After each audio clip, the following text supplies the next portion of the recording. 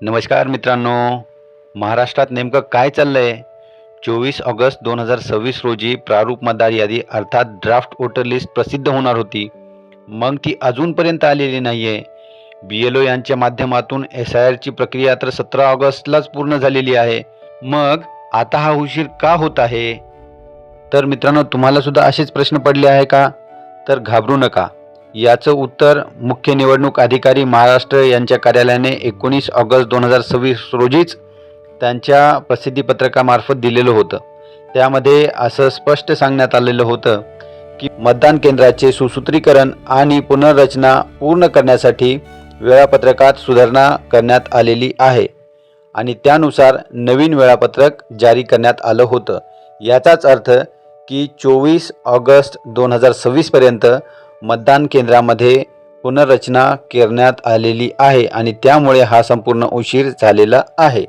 तर मित्रांनो, आता पुढील प्रक्रिया काय, पुढील टप्पा कोणता आणि नवीन वेळापत्रक काय, हे आजच्या व्हिडिओमध्ये आपण जाणून घेणार आहोत.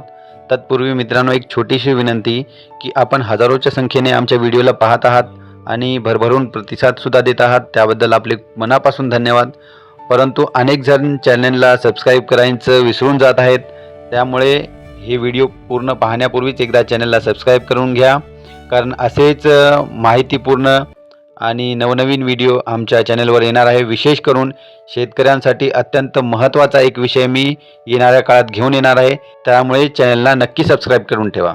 तर चला पाहूया आपण. यानंतर पुढील टप्पा जो आहे तो 24 ऑगस्टला झालेला आहे. अर्थात मतदान केंद्राचे सुसूत्रीकरण आणि पुनर्रचना करण्यात आलेली आहे.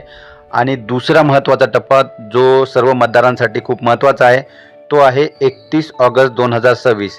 या दिवशी प्रारूप मतदार यादी अर्थात ड्राफ्ट वोटर लिस्ट प्रसिद्ध होणार आहे.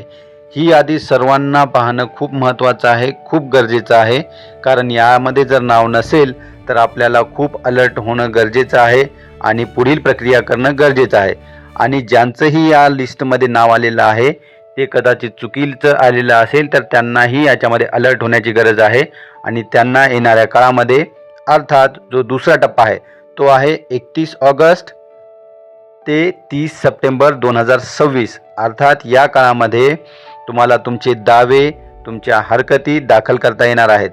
समजा काही लोकांचे ASDD जी लिस्ट आली होती त्यामधून जर नाव निघाले असेल, त्या लोकांना दावे किंवा आपत्ती दाखल करता येणार आहे. आणि ज्या लोकांचं काही नावामध्ये चूक झालेली असेल त्यांनाही या काळामध्ये आपले दावे आणि हरकती दाखल करता येणार आहे.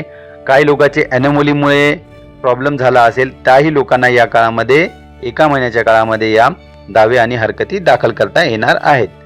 त्यानंतर जी सुनावणी होणार आहे यामध्ये सुनावणीसाठी लोकांना नोटीस दिल्या जाणार आहेत. काही लोकांचं जर एक्सप्लेनेशन असेल, काही लोकांचं मॅपिंग झालेलं नाही आहे, त्या लोकांना तुम्ही मॅपिंग का केलं नाही, काही लोकांचं ॲनोमली असेल त्या लोकांना किंवा इतर काही अडचणीवाल्या लोकांना असेल त्यांना नोटीसी तामील होणार आहेत आणि त्या नोटीसचं उत्तरसुद्धा तुम्हाला ह्याच काळामध्ये द्यायचं आहे.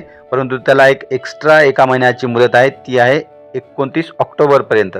म्हणजेच 31 ऑगस्ट ते 29 ऑक्टोबरपर्यंत तुम्हाला सगळं हे जे सुनावणी आणि हे निकालाची प्रक्रिया आहे ती चालणार आहे.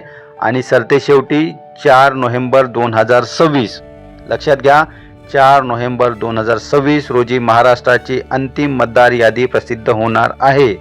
तर मित्रांनो, आता 31 ऑगस्ट 2026ची वाट पाहूयात आणि त्या दिवशी ड्राफ्ट वोटर लिस्ट येणार आहे. त्यावरही मी व्हिडिओ बनवणारच आहे, तर चॅनलला नक्की सबस्क्राईब करून ठेवा. मी ॲडव्होकेट रहीम शेख. भेटूया पुढच्या व्हिडिओमध्ये. जय हिंद, जय महाराष्ट्र.